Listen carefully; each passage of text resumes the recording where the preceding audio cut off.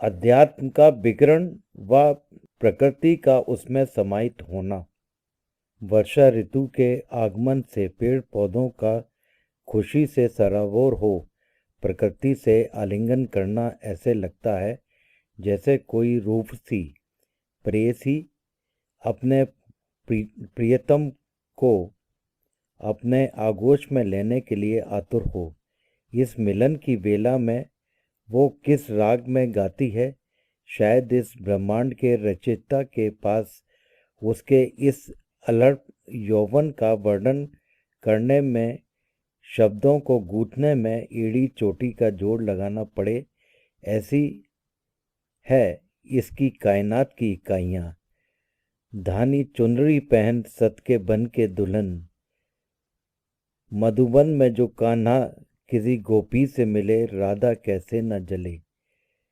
कितना अपार बिखरा सौंदर्य, यदि इसे इकट्ठा कर लिया जाए तो देव कन्या जन्नत की हूरें भी परास्त हो जाएंगी। धानी वर्णी स्वस्थ शरीर इन कुछ गदराए आंचल के झुरमुटों की ओर से झांक रहा है और उसकी उन्मुक्त अट्ठास इस शीतल वातावरण में कुछ इस तरह की तरंगें बिखेर रही है कि संपूर्ण वातावरण मदोष हो जाए, जिसको आत्मसात कर समस्त प्राणी जगत यह कहने के लिए मजबूर हो जाए, हे परवरदिगार, मैं तेरी संरचना के आगे नतमस्तक हूँ, और किन शब्दों के द्वारा यह कह सकूं कि इस ऋण के भार को कैसे उतारूं। यह साहित्य की कलाबाजियां नहीं है, यह मानवीय संवेदना का आदर्शतम और उच्चतम स्तर है, जहाँ प्रत्येक मानव को इस जगत के कण कण में ब्रह्म के दर्शन होते हैं और उसकी इस चेतना और ज्ञान को वैदिक ऋषियों के अहम ब्रह्मास्मि के उद्घोष से गूंथा गया है। तभी तो प्रभु राम सीता विछोह पर व्याकुल होकर पशु पक्षी पादप तथा विभिन्न प्रकार के जीवों को संबोधन कर पूछते हैं, तुम देखी सीता मृगनयनी। यह मानव संवेदना की पराकाष्ठा नहीं तो और क्या है, जहाँ लोग पत्थर में भी भगवान को गढ़ लेते हैं और समस्त पादप और जीव जगत को भी किसी न किसी स्तर पर पूजते हैं, क्योंकि उनका यह ज्ञान इतना प्राचीन है जिसकी हम कल्पना भी नहीं कर सकते, और पेड़ पौधों व जीवों को अपने ही परिवार का सदस्य समझते हैं, और तो और उसको आत्मसात करके अपने सुख दुख को भी बतियाते हैं। यह हमारी मानववादी धर्म संस्कृति है जो सनातन है, जिसकी गहराइयाँ अनंत है, और इसमें जो उतर गया वो ब्रह्म ज्ञानी हो गया। पर विज्ञान को प्रमाण चाहिए। प्रश्न है कि क्या अध्यात्म में प्रमाण नहीं है? क्या अध्यात्म प्रमाणित नहीं है? हमारे वेद शास्त्रों में जो कुछ लिखा है वह प्रमाणिक नहीं है। यदि प्रमाणिक है तो अध्यात्म प्रमाणिक है, बस विश्वास करना होगा। विज्ञान प्रयोग पर आधारित है और अध्यात्म विश्वास पर, तर्क पर नहीं। विज्ञान को प्रमाण चाहिए जो अध्यात्म में कहीं नहीं मिलेगा, और उसकी परिभाषा में भी उसका विकिरण नहीं मिलेगा जो अध्यात्म में सार गर्भित है। क्या आज तक हमने अपने अस्तित्व के बारे में सोचा है? कदापि नहीं। तो हम मानते हैं हम हैं, आसपास की दुनिया है, इसलिए हमारा वजूद है। अगर हम अद्वैत वेदांत के आधार पर दुनिया को माया माने, तब भी माया की तरह तो हमारा अस्तित्व है ही।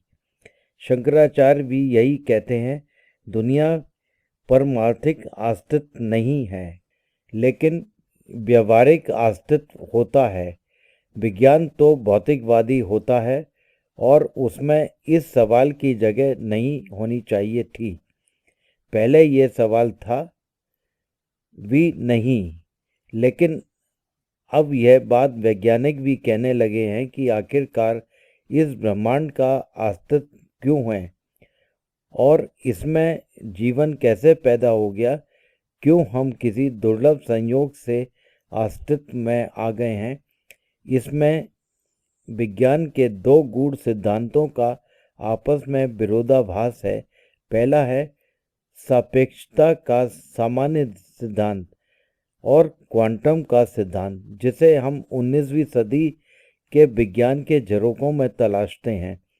पर अगर हमें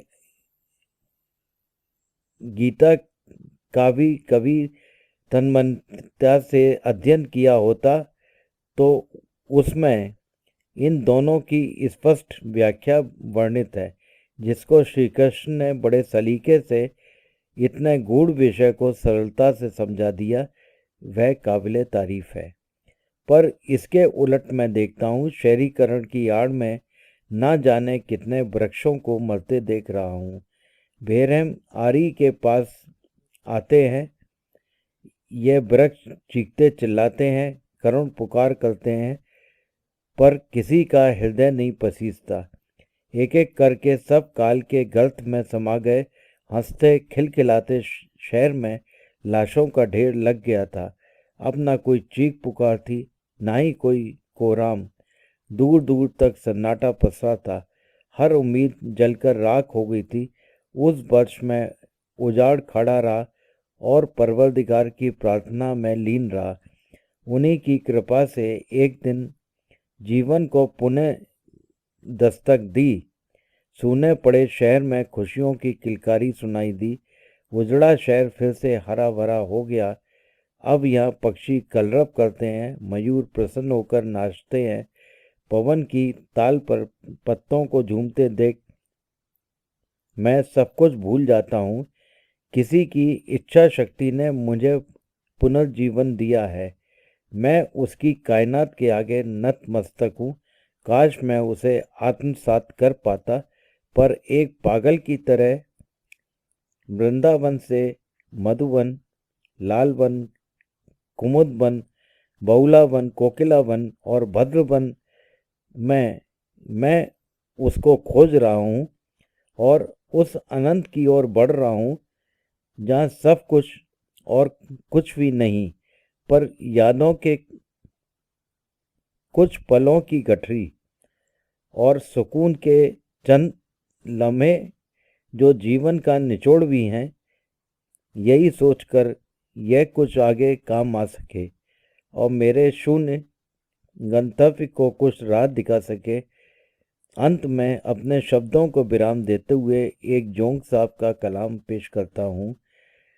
लाई हयात आए कजा ले चली चले, ना अपनी खुशी ना आए, ना अपनी खुशी चले।